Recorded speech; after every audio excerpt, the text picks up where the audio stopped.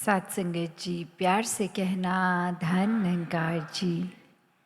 आज हैलिफैक्स में आप सबके बीच आके जो खुशी महसूस हो रही है और ये प्यार संतों का जो मिल रहा है और ये प्यार का आधार ये निराकार, ये परमात्मा, ये सच्चाई जो हमेशा से ही एक सच्चाई थी है और रहेगी, जिसमें कोई बदलाव नहीं आता, जो हमेशा स्थिर है। और इसी स्थिर के साथ जुड़कर जो स्थिरता जीवन में आती है ब्रह्म ज्ञान द्वारा, सब हर पल में उसी आश्रय रह के अपनी भक्ति को पल पल कर रहे हैं। और संतों का जीवन ऐसा ही रहा है, चाहे कोई भी समय हो, कोई भी युग हो। और आज भी संत भक्ति को इस तरह से ज्ञान के साथ एक अपने जीवन में उतार के ये बैलेंस बना के चल रहे हैं। तो यही एक मानव जीवन का एसेंस कि कैसे एक जीवन में जितनी भी रिस्पॉन्सिबिलिटीज़ हैं उनको तो निभाना है ही, पर वो निभाते निभाते फिर भी ये प्रायोरिटी ये निराकार को ही बना के रखनी है। फिर सब कुछ बहुत सहज हो जाता है। फिर जैसे हम अगर एग्जाम्पल गाड़ी ड्राइव करते हैं तो एक रास्ता अगर घर से स्कूल का या ऑफिस का रोज़ का है तो वो फेमिलियरिटी भी होती है। तो फिर चाहे हम गाने लगाएं, फिर चाहे हम रेडियो पे कुछ भी सुन रहे हों, एक ध्यान अगर साथ में कोई को पैसेंजर भी बैठा है उनसे भी बात कर रहे हैं तो वो रास्ता भी हम सही लेते हैं, वो गाने भी साथ साथ सुन लेते हैं, बात भी कर लेते हैं। तो ये सब कुछ एक साथ एक बैलेंस में हो जाता है। उसी तरह ये अगर निराकार दिल में है हर समय के लिए तो ये बैलेंस भी बहुत अच्छी तरह जीवन में निभा लेते हैं संत। फिर ये प्रायोरिटी का पता है तो हर चीज़ उसके साथ साथ जुड़ जाती है और हर पल में फिर ये मानवीय गुणों के सहारे जीवन सफल हो जाता है। तो बात वही कि अक्सर समाज में रहते रहते अपने अंदर की कमियां और नज़र आती हैं और वो कमियां जब भी रियलाइज़ हो जाएं वो प्रयास उसी समय उनका सुधार होने का। और यही आत्ममंथन की बात आज हो रही है, द जर्नी विद इन।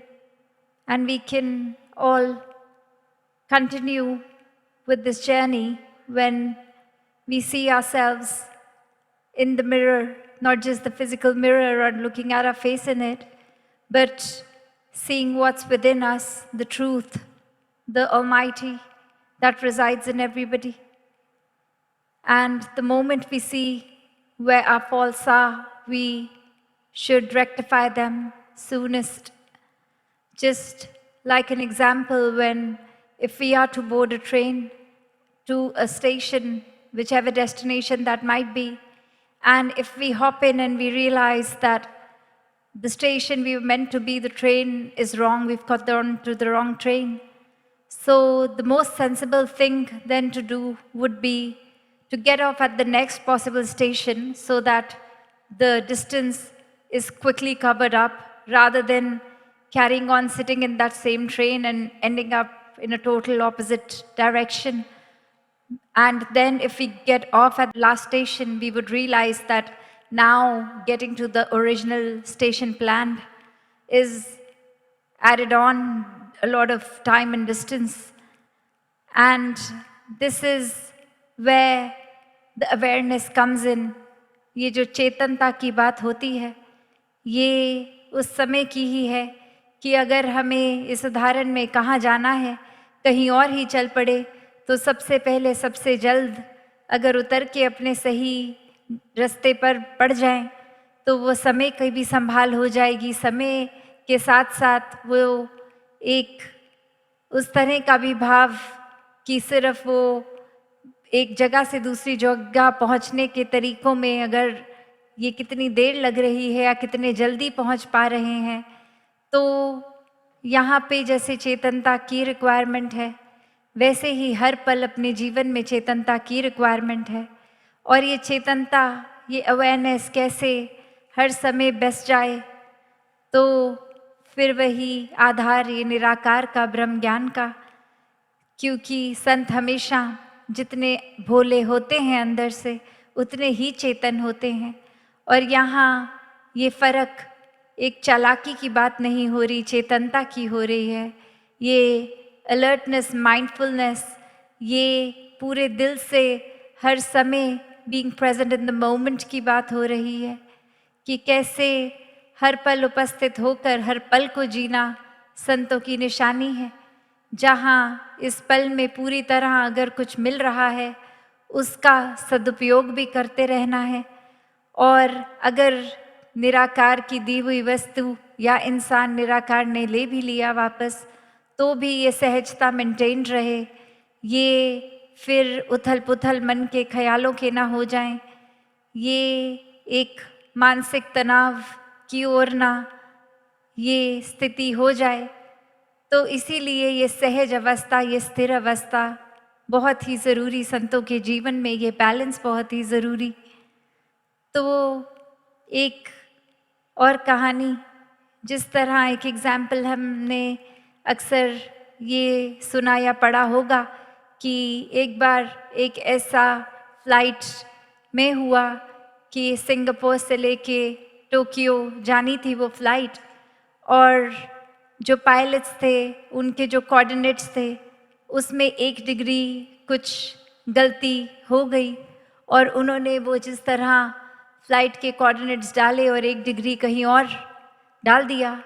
और अब जिस पल वो जर्नी शुरू हुई फ्लाइट की, वो कोई 1 डिग्री से ज़्यादा फ़र्क नहीं पड़ा, पर धीरे धीरे समय जब बीतता गया, वो 1 डिग्री 10 मिनट के दूरी पर हो गई, फिर आधा घंटा, फिर वो देखते देखते जो ओरिजिनल प्लान टोक्यो था वो 300 किलोमीटर अब दूर हो गया था, और समय वो फ्लाइट की कंप्लीशन का था।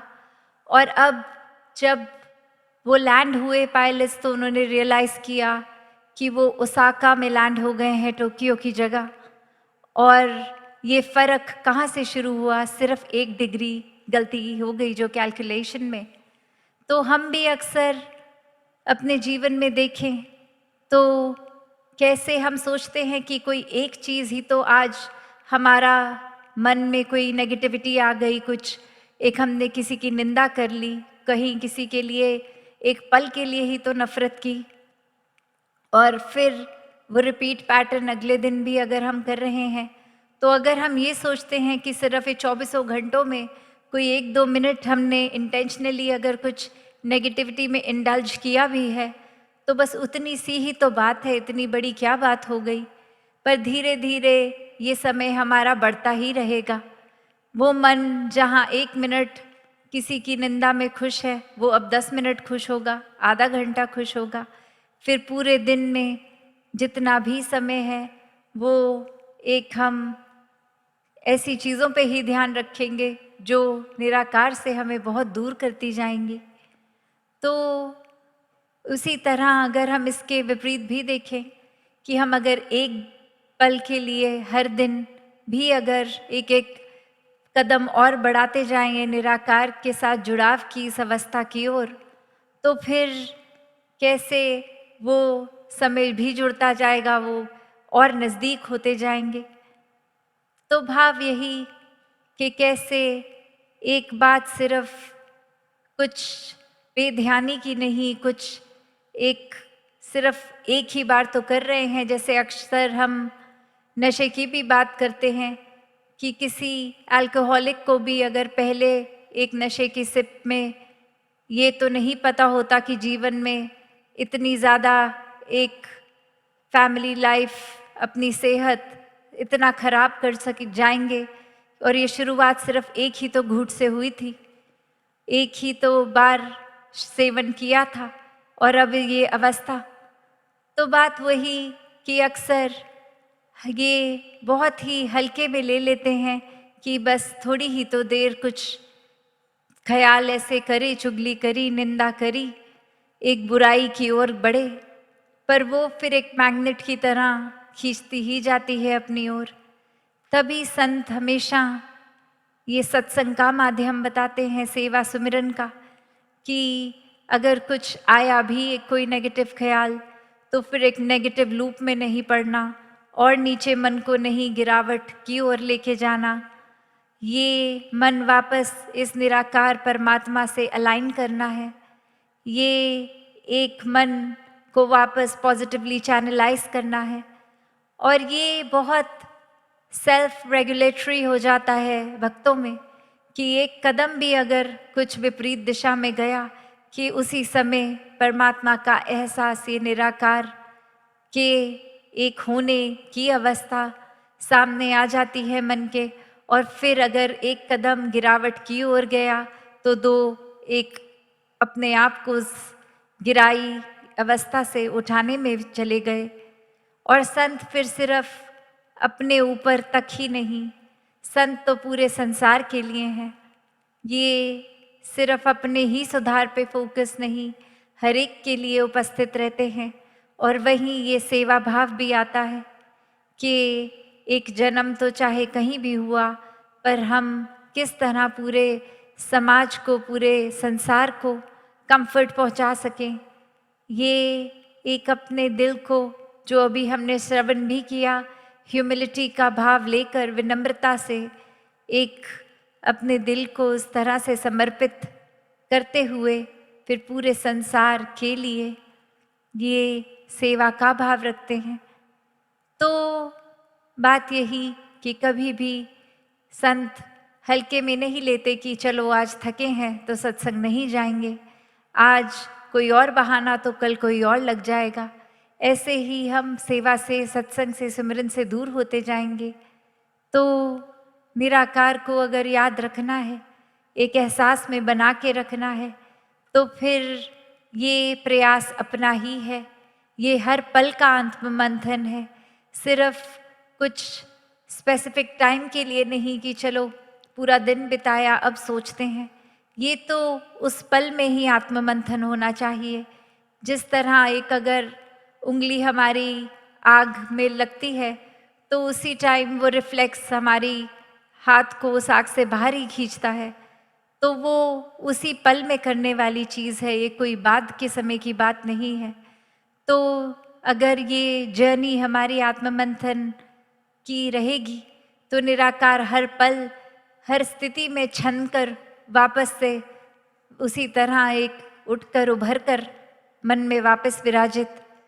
तो इसी तरह से एक नेगेटिविटी की बात जो अभी जिक्र भी किया, तो हमें हर पल में यही एहसास जब रखना है कि अगर निराकार है तो हमें तंग दिली को चुनना है या निराकार को चुनना है।